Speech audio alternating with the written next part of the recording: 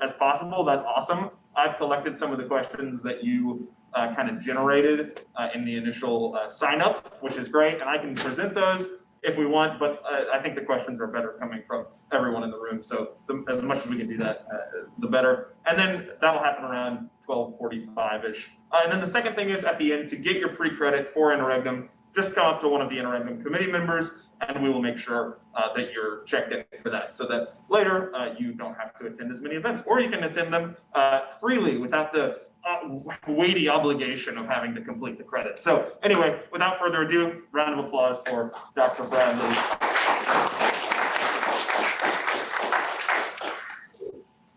Thank you so much for having me. I believe we're going to open in prayer, and then we'll get started. So this is Christian College. Let's pray together. Father, we thank you and praise you so much for your mercy and goodness to us. We thank you for opportunities to think about the world in which we live and the ways in which you have given us all that we need to think more clearly about hope. Father, would you use the means of grace and our education to inspire us to be those who lead in that area for our good and for your glory. We thank you for this food and for the hands that provided it. May it give us the nourishment that we need to continue this day to be the people that you desire us to be. I ask all of this in Jesus' name. Amen. The title of this session is When Reconciliation Fails. I was given some fairly open-ended instructions. So what I'd like to do is to sort of tell a bit of a story of a major reconciliation that failed and the consequences, sort of the long-term consequences of what happened because of the failure of that particular reconciliation. On May 9th, 1865, the Civil War ended. And for those of you that are familiar with that war and the ending of that war, there were major questions about what the nation was going to do. There was massive division with respect to the Union. You had about 5 million lower class white residents in the South who had essentially no skills and also very limited access to the marketplace. You had about 3 million black slaves who were now free to go do who knows what. Lots of confusion, not a lot of answers. And in the context of the end of slavery on May 9th in 1865, one of the ideas was Reconstruction. This was an attempt in the years 1865 and 1877 that followed the war to redress the inequities of slavery and its political, social, and economic legacy, and to solve the problems arising from the readmission of the Union of 11 states that had succeeded at or before the outbreak of that war. During Reconstruction, there was Union occupation of the South. It created lots of opportunities for African Americans at the time to ascend to positions of power in the political sphere. And so many of the senators and some of the governors in the South at the time sent to Congress were African Americans, they were Republicans. Of course, the Democrats were the ones who at the time were resisting the opening out of the American life to African Americans. And this was an attempt to reconcile the past, to redress the past injustices under occupation of the Union forces. It was in some respects done at gunpoint. The South, you may not want to reconcile and open it up. We will help you. We'll introduce the right incentive to do so, with rifles. And it was the Union occupation of the South that opened up opportunities for African Americans to have those past inequities redressed. And all was well until the Compromise of 1877. And at this point, I'm going to channel my inner Dr. Matt Parks, although I'm not nearly as smart as he is on this history. But if you've taken, I guess that's APTAP 1, you will remember what happened in the Compromise of 1877. So again, Civil War ends, Reconstruction, opportunities, marketplace opens up, politics opens up, lots of integration, racial integration happening, redressing the past, and then in 1877, there was an informal agreement between Southern Democrats and allies of the Republican Rutherford Hayes to settle the result of the 1876 presidential election that marked the end of the Reconstruction era. Immediately after the presidential election of 1876, it became clear that the outcome of the race hinged largely on disputed returns from Florida, Louisiana, and South Carolina, the only 3 states in the South with Reconstruction-era Republican governments still in power. As a bipartisan congressional commission debated over the outcome early in 1877, allies of the Republican Party candidate Rutherford Hayes met in secret with moderate Southern Democrats in order to negotiate acceptance of Hayes' election. The Democrats agreed not to block Hayes' victory on the condition that Republicans withdraw all federal troops from the South, thus consolidating Democratic control over the region. And as a result of the so-called Compromise of 1877, or Compromise of 1876, some would argue, Florida, Louisiana, and South Carolina became Democratic once again, effectively bringing an end to the Reconstruction era. This is when reconciliation really began to fail. During this period, poor whites and freed blacks living in integrated social and economic communities was the norm. As Carrie Lee Merritt argues, poor whites had no real stake in maintaining slavery. And by the way, we're talking about 5 million poor whites, particularly in the South. Instead, they witnessed daily how slavery drove down their wages and effectively nullified their bargaining power as laborers. Furthermore, poor whites and African Americans not only drank together, socialized, and slept together, but because both groups were shut out of the formal economy, they also created an entire underground economy, a black market in which they traded liquor, food, and services. End of quote. So Reconstruction ends, poor whites, African Americans are living together in community, drinking together, socializing together, and by the way, sleeping together just didn't mean cuddling in a bed together. Creating an underground economy together, and then Jim Crow happened. And this is when reconciliation failed again. Jim Crow laws were instituted in the late 19th century during this time of reconciliation as a resistance to the reconciliation that had happened because the white elites had decided and they saw that if we have solidarity between sort of freed blacks and these low-income whites. They called them at the time sort of white trash, right?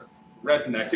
If these people get together and they were the majority, the white elites were threatened. And so they instituted something to break up the reconciliation that was happening, that had happened. They're drinking together, right? That had happened between the majority of the community. Reconciliation was planned to fail. And then to add to that, in 1915, a silent film was released titled Birth of a Nation. And for those of you who are familiar with that silent film, it was a film that depicted the relationships between African Americans and whites and played on white fears of African American abuse, particularly the threat of black men assailing white women's bodies. And the great rescuer of this was the Ku Klux Klan. And so The Birth of a Nation was released in 1915, and that movie single-handedly resurrected and exploded the Ku Klux Klan in this country. Reconciliation was, in that sense, planned to fail. And as the Klan grew and expanded, not just in the South, but across the country, by the time we got to 1920, the Ku Klux Klan was completely running the state of Colorado. They had taken over much of the political power and control in states like Oregon. Reconciliation was going to fail. During the time of the rise of the Ku Klux Klan, you had a number of horrible incidents and the normalization of black lynching. In a new study titled Reconstruction in America, Racial Violence After the Civil War, new data brings the overall death toll between the years of 1865 and 1950 to nearly 6,500 lynchings. As an example of planned reconciliation failing, in Tulsa, Oklahoma, between May 31st and June 1st, 1921, mobs of white residents, many of them deputized and given weapons by city officials, attacked black residents and businesses of the Greenwood district in Tulsa, Oklahoma, also known as Black Wall Street. It's been called the single worst incident of racial violence in American history. The attack carried out on the ground and from private aircraft destroyed more than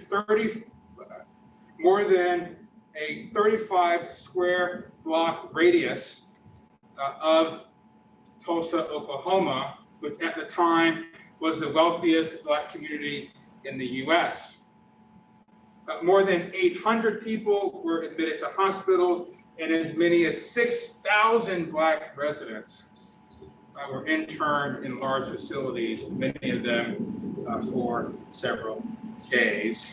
Reconciliation, in that sense, was planned to fail. When the Great Depression hit, we moved into the years early on in the Second World War. African Americans were recruited to fight for a country where they had experienced again and again and again reconciliation failing again and again and again. So maybe if we help the country out against the forces of outside evil, reconciliation, when we come back, might advance again and again.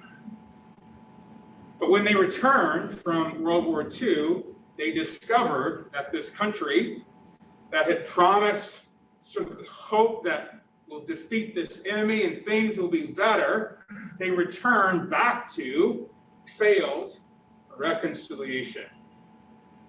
Jim Crow was still the law of the land, which restricted their marketplace access, their political liberty, housing and education, and so on. And a few years after that, there was hope. The major Supreme Court decision at Brown versus Board of Education designated that it was no longer constitutional to have separate but equal school districts. That is, if you live in a school district and you're African American, it is illegal for the school district to block you from attending the white school in your district. This was the beginning of hope. Maybe now, the reconciliation that we've been hoping for and longing for is going to happen. Maybe now this is the beginning. There was so much hope. It was so much hope that a man by the name of Dr. Martin Luther King gave a speech where he said, I have a dream of reconciliation, a dream of progress, a dream of housing freedom and political freedom and economic freedom and education freedom, hope of liberty, hope of peace, hope of reconciliation.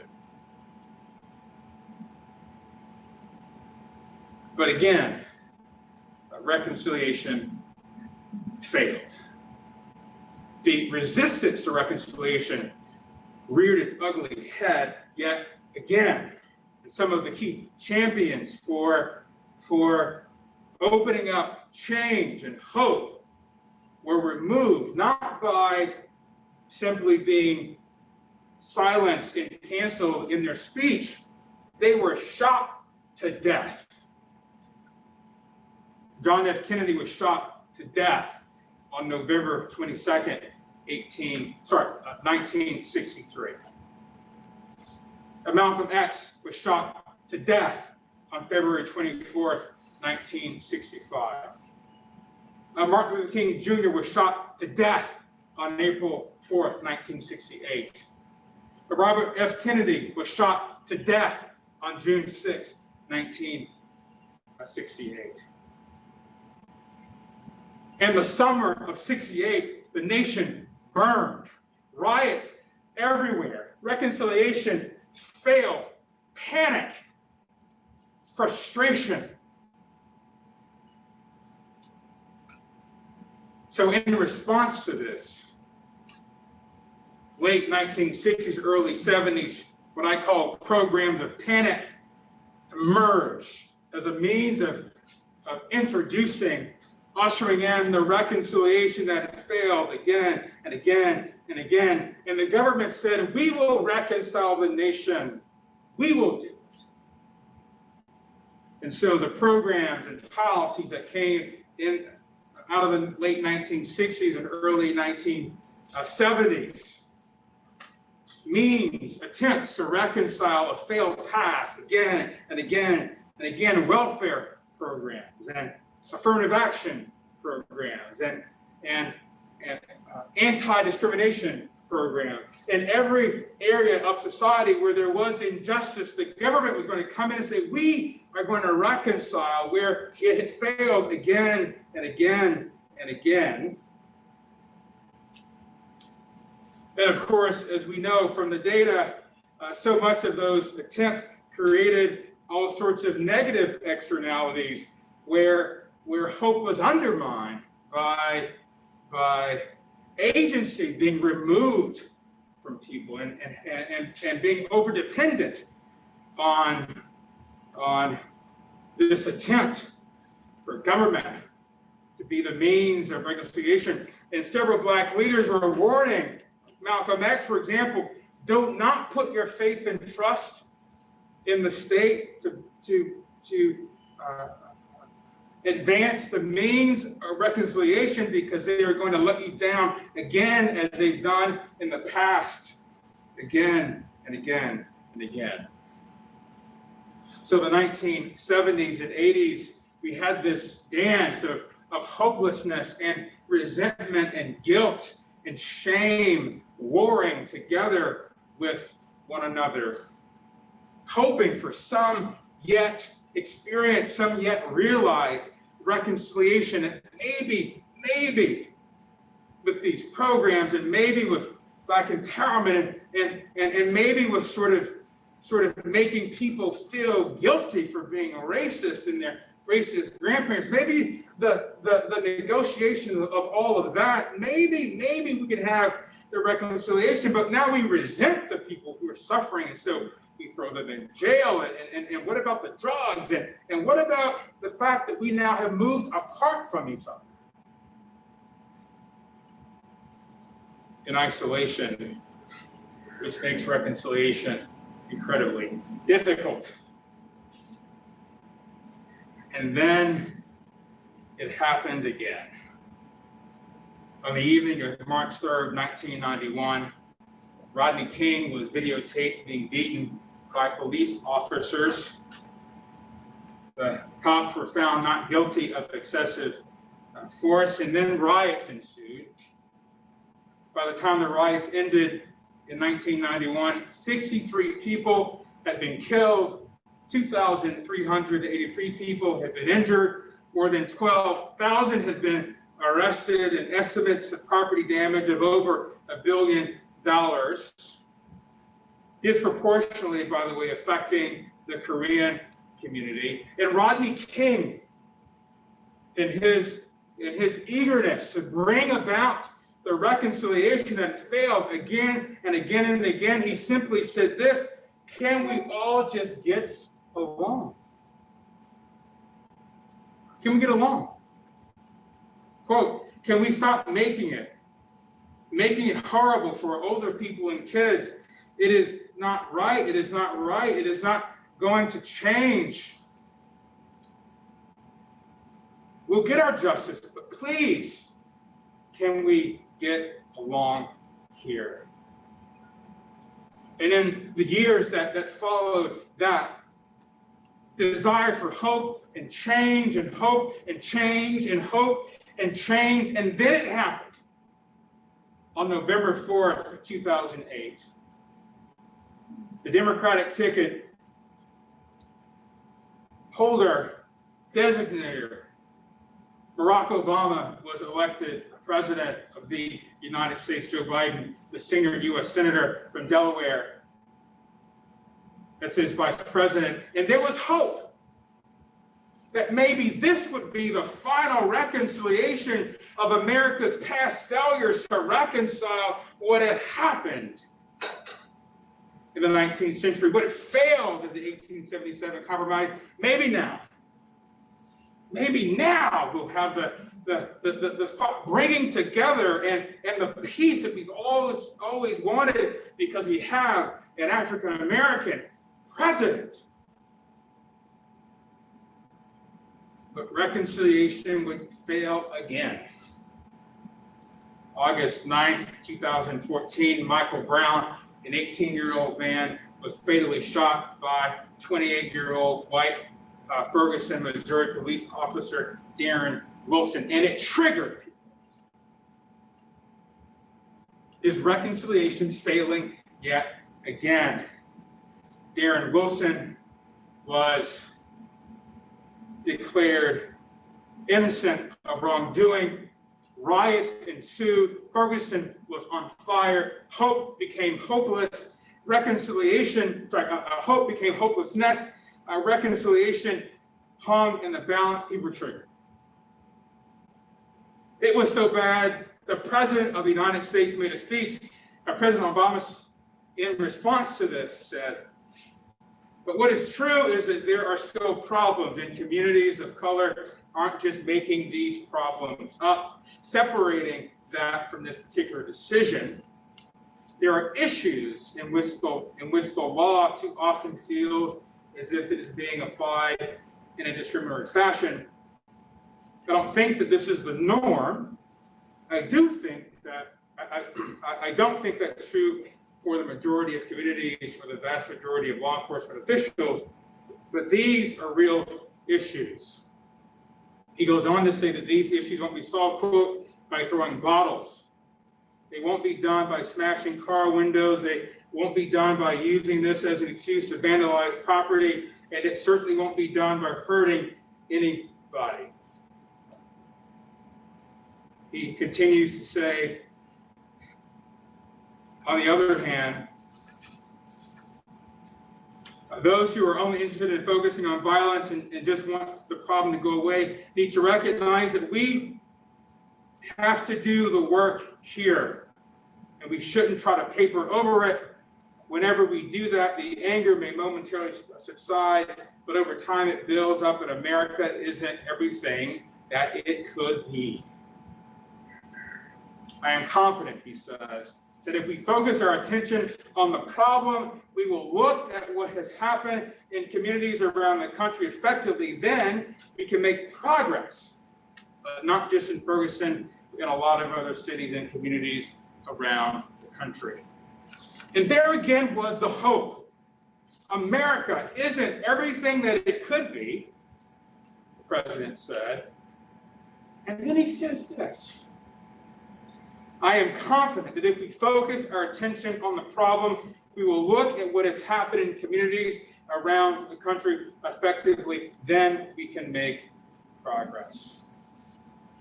There was the hope that maybe reconciliation would finally happen. Maybe now, after this terrible incident, we'll get together and activate the reconciliation that had failed again and again and again and again in the past, and then it happened. Perhaps the biggest trigger of hopelessness in the failure of reconciliation we've seen in a generation. On May 25th, 2020, George Floyd, a 46-year-old black man, was killed in Minneapolis, Minnesota, while being arrested for allegedly using a counterfeit bill. It triggered it again. And the country burned. The local protests began in Minneapolis, St. Paul, spread nationwide over 2,000 cities and towns and over 60 countries around the world in support of Black Lives Matter. Polls in the summer 2020 estimated that 15 million to 26 million people have participated at some point in the demonstrations in the US, making it the largest protest in American history. At least 200 cities in the US had imposed curfews by early June, while more than 30 states in Washington, D.C. activated about 96,000 National Guard, State Guard, the 82nd Airborne, the 3rd Infantry Regiment, service members, and so on. By June, at least 14,000 people had been arrested. Estimated damage was $1 to $2 billion. It's seen as the worst recorded damage of a property via a protest since Rodney King. Reconciliation failed again. So what do we do when reconciliation fails? We keep trying until we get it right. In Generation Z, now it's your turn, because everybody else has failed again and again and again.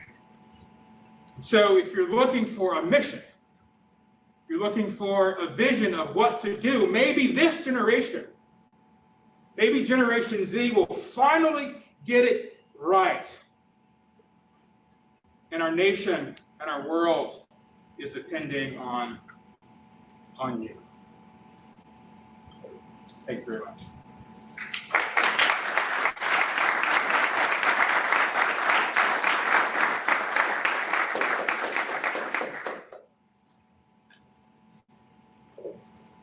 Any questions or comments? If you are remote, I'm not sure how that's going to grab that. Okay.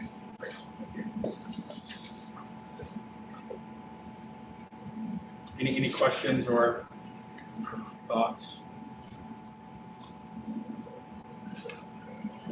one of the big questions I saw come up in the sign-up form from a lot of people is they're kind of related to the idea of one-sided reconciliation, where one side is apologizing or trying to make amends, the other side is unwilling to forgive or unwilling to apologize.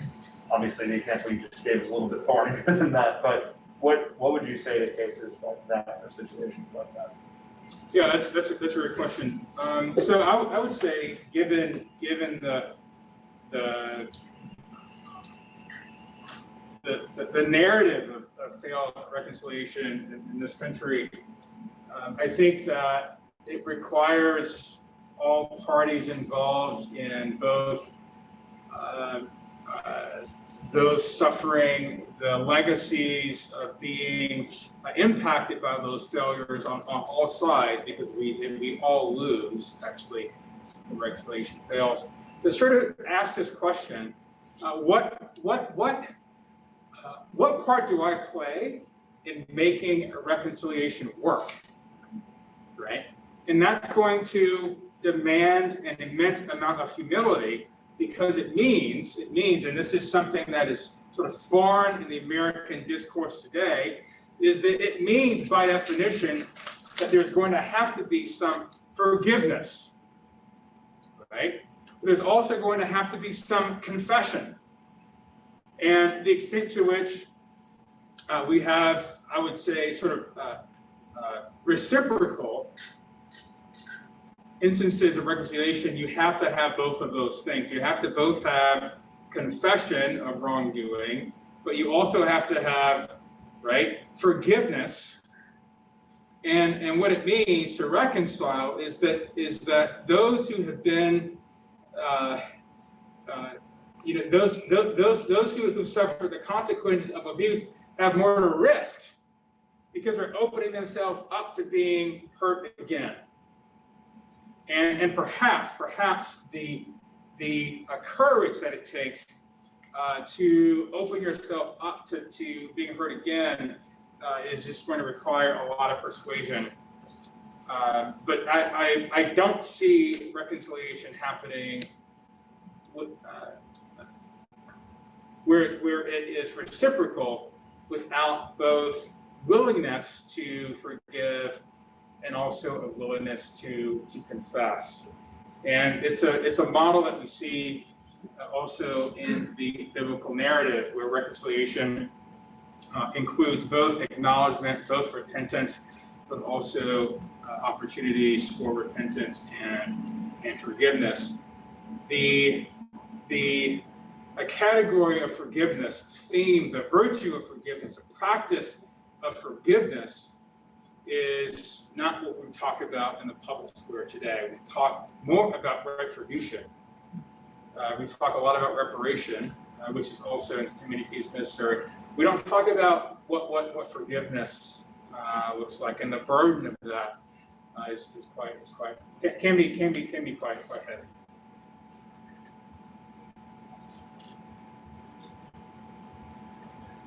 A question from online. Yes. They ask, what are some ways we can reconcile with others beyond bringing awareness to conversation? So what are some more practical ways that we can search for this reconciliation in our own lives? Great. Yeah, so I would say that one of the things that could be pretty radically different than what I personally would argue has caused a lot of the failures of reconciliation is separation. That is those who are, I would say, on both sides of the issue, if you want to say that, they're isolated from one another. And what we actually need, we kind of need to do the things that were happening during Reconstruction. We need people drinking together and hanging out together. We need interracial marriages. We need more mixing. We need more hospitality of people getting together in open spaces, safe spaces, having conversations about these things. And so I would say to those who are interested in doing something different, is to not have the same social networks and relationships and isolated community experiences that your parents had and that your grandparents had,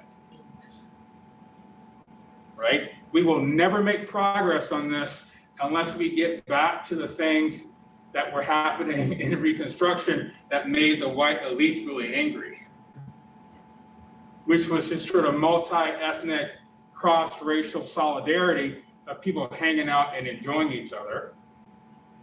And we have yet to recover, I argue, that the reason, what happened in 2020 is a direct result of what happened in 1877 and the destruction of what was naturally occurring. And we have got to figure out ways to recapture that.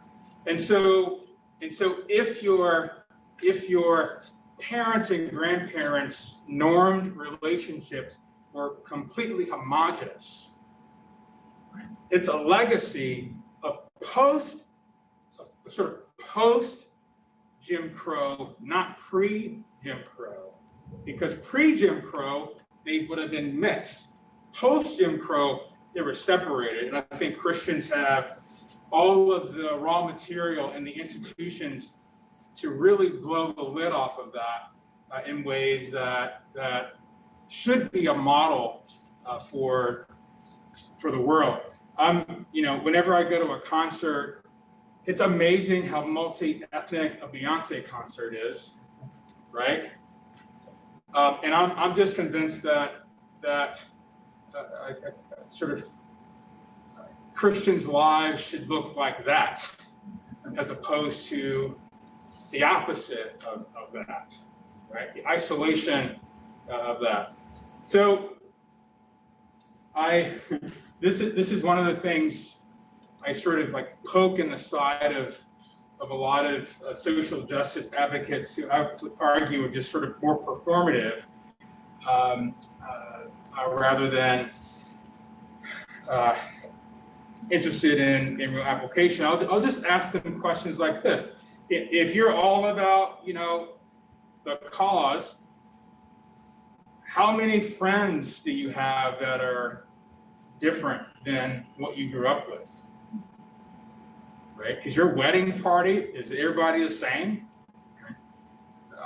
Who you take a vacation with, who you hang out with, if that's the same, then I'm going to argue that you're probably just being performative rather than transformative. And so transforming our relationships is going to be central to making progress and doing something different than what previous generations have tried. I can tell you what won't work and hasn't worked is seeking to use the means of the state as a vehicle for reconciliation. That does not work. And one of the things that we've seen historically is that has a tendency to create resentment. And it also has a tendency to undermine those communities that need the help, the most. So more drinking together. Way more drinking together. Eating and drinking together. It's COVID. You can't really drink unless you order a meal.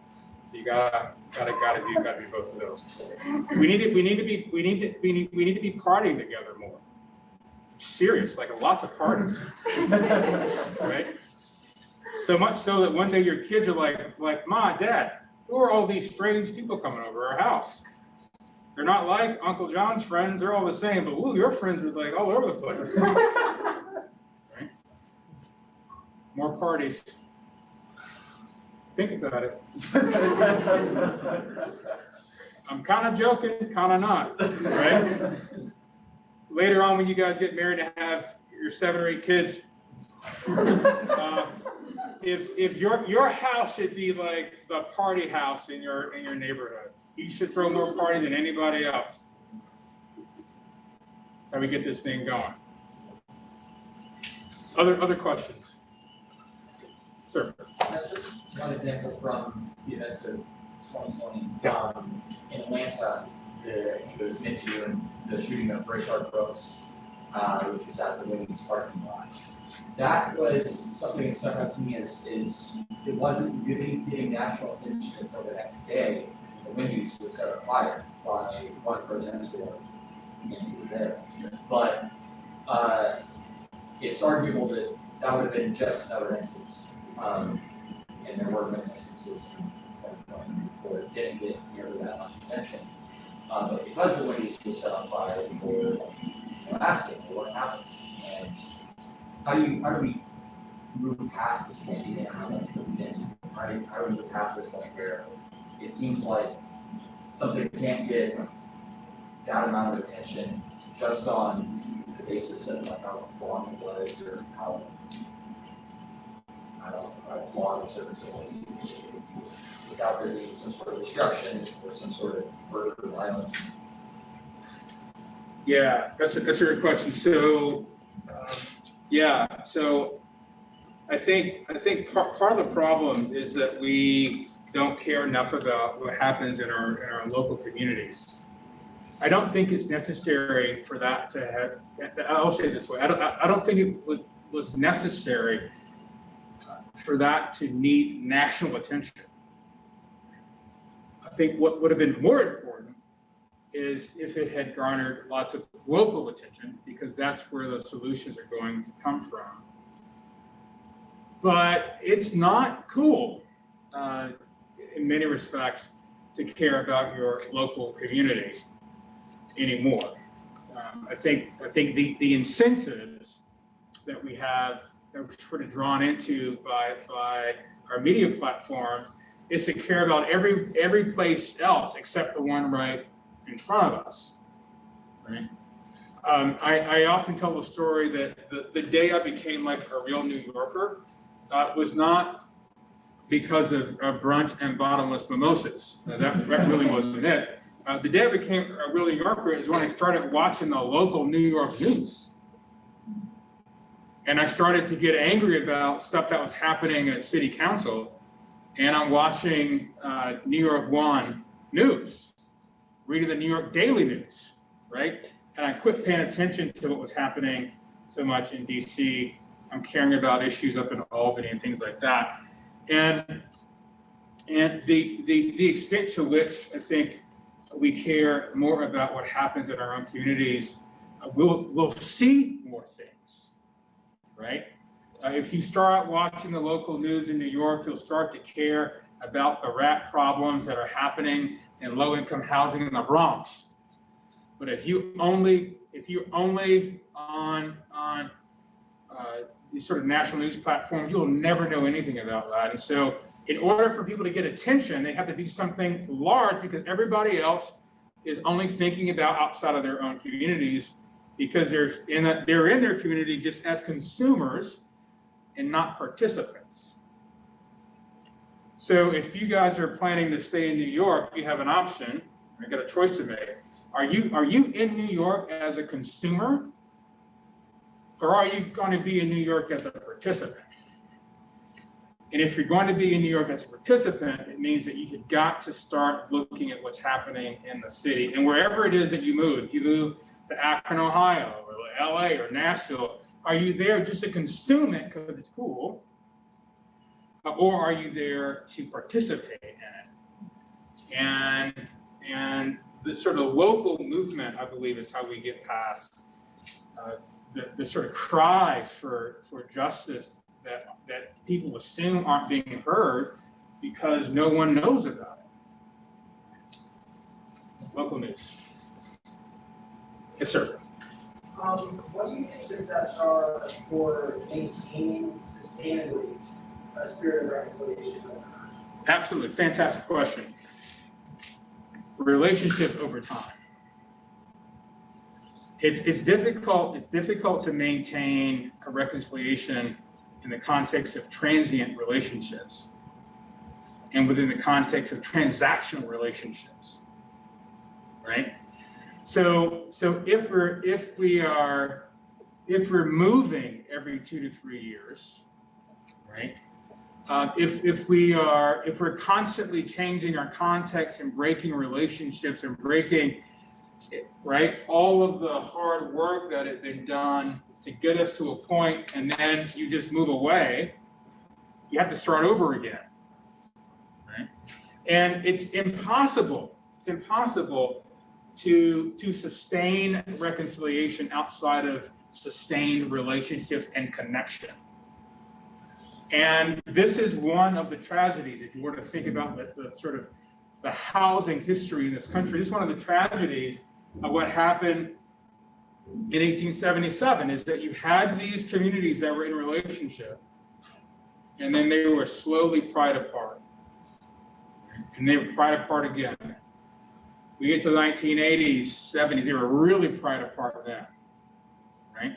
You can't have reconciliation sustained in a sustainable fashion unless people are together over a period of time, because these things take time.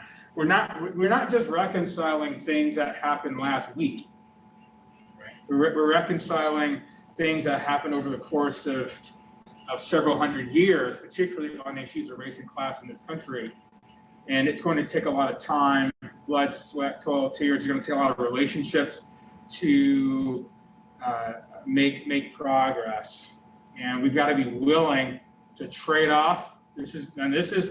I'll say it this way: if people are really interested in this, they have to trade off their own career advancement for the sake of the common good. And that means moving to a zip code and staying there until progress is made. And that may mean you make less money. It may mean your LinkedIn profile doesn't have as many, like, oh my gosh, this person's awesome, line items to it, right? It might mean that you'll never make the cover of the TKC alumni magazine. I mean, you could trade off, right? You might have to trade off some of these sort of accolades that you might have otherwise for the sake of something bigger, maybe less glamorous. Does that help? Okay, thank you. Yes, ma'am. Okay, so the Bible and Paul specifically talks a lot about respecting their elders. Well, Yes. What do we do when we're in a situation where we're trying to foster a spirit of reconciliation and our elders are continuously shutting it down? Yes. That's a fantastic question. Give them a hug. Okay. Always important. And then put some food out, right? Hugs, food. And then if that doesn't work, you sort of open up this cabinet and start pouring things in a glass, kind of loosen them up a bit, right? And then you kind of talk over time. Yeah, I would say in the context of hugs and food, to ask questions rather than attack. And here's why. Asking questions often helps you know why they keep shutting it down, because the reason that they're shutting it down, that's the problem. It's not the shutting down part, right? And if you don't know the reason why they're shutting it down, then you'll be more frustrated. But if you know the reason that they're shutting it down, you're much more likely to have some compassion for their perspective. And maybe that's where the discussion needs to happen. And one of the things I've experienced over the years is that when people have kind of fought to shut things down, there's almost always a story. Right? There's almost something happened back when they were something that explains why they have such an emotional response that just says no. And maybe if we do the hard work of investigating that narrative, right, over hugs and food, kind of unpacking that narrative, we might be able to make a convincing argument why that narrative isn't necessarily something to project onto this situation today. That's what people tend to do, right? You have pain in the past, and then every new situation, that past pain is projected onto it. And it gets interpreted through the lens of that thing that happened in the past. And we don't really do enough of that. I've seen this just as an example, I've had to do this with my own parents, right? I'm sure that everyone has parents where they have the groups of people they just don't like. And sometimes it's like why don't you like what happened? What they do to you? And then you might hear a story. Well, when I was in high school, I got beat up by a bunch of these people. Oh, okay. But you're 57. That was 54 years ago, and you still are hanging out. Yeah, those are the sorts of things that I think can open up possibilities for a lot of patients, a lot of care, connection, concern, and sort of bringing people along. And we're not always so quick to do that. But there's almost always a story, and if we have the patience to investigate that, we might be able to make some real progress. Good questions. Yes, ma'am. For the studies that I did this semester, it sounds like there's a lot of either misconceptions or ignorance about Black history. Yes. And I'm curious when it comes to government intervention, action, and activity for that. Would you advocate for any kind of education reform in public schools to emphasize and make clear Black history that is things that people are missing or to make that connection? Yeah, that's a great question. So there's profound ignorance about the American story. I mean, it's unbelievable the gaps that people have by the time they're age 20. It's blown my mind. And so what do we do? What do we do to sort of close the gap? And I don't know, because of the way our nation's set up, if we can sort of have a mandatory Department of Education curriculum to close the gap. But this is where I think Christians can really do something countercultural and crazy, is to actually be that we should be the truth tellers, right? So what if churches, what if Christians were the ones in the public square, in the schools, in their relationships and friendships? What if Christians were the ones who were telling the truth about the history, right? And kind of leading that way, rather than waiting on some institution to make everybody learn it properly. I think we have a role to play in not being so passive and waiting on these institutions to do the things that we should be doing. What if we were the ones, and I think there's precedent for this, what if we were the sort of small p prophetic truth tellers of the history? I think this begins first and foremost with parents. I think parents have an obligation to make sure their children know the truth. And if parents are telling the truth, and if parents encourage their teachers to tell the truth, and if parents get together and encourage school boards to tell the truth, then we'll get more truth. I think it happens from the family first, not from the Department of Education down. And parents have got to be willing to trade off some TV time and being on Facebook. That's what parents do. They got to be willing to trade off some of that time to make sure their kids actually know the truth, right? I'll say lastly here, I think as sort of classmates and friends and colleagues, we've got to be willing to tell each other the truth. And when someone says, "Oh, that's not true," right?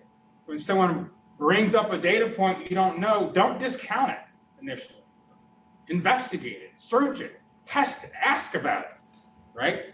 And see if it holds up to scrutiny. And if it does, you have to be willing to consider the fact that you were possibly wrong, and be willing to make a shift. And I've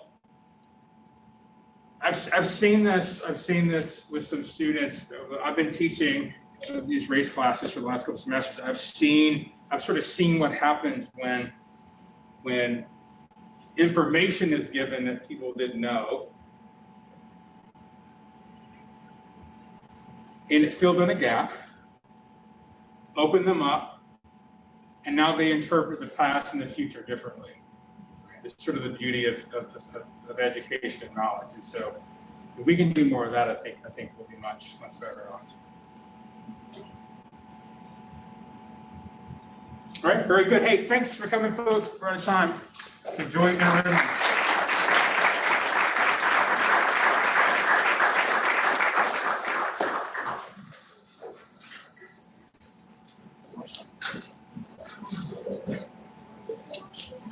Oh, sweet. Just last note, find a member of the Interregnum Committee to check in for pre-credit, or if you're online, make sure that you click the link that will be sent in the chat. It's the Google form. So in the room, talk to one of us. Outside the room, click that link. Have a great day.